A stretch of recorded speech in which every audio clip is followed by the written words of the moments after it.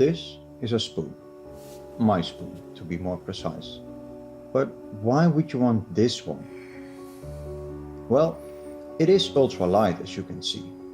That's because it is made of titanium, which also makes it ultra strong.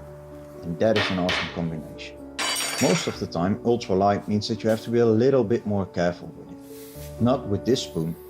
And it is also extra long, which makes it great for stirring in tall cooking pots or eating out of your bag with rehydrated food without getting your dirty hands all over your clean food.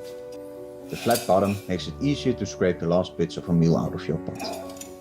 And other than that, well, it's a spoon. There isn't that much more I can tell you about it.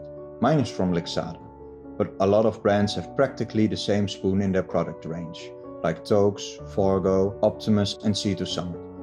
But it is a great little piece of kit that makes your days on the trail just slightly better.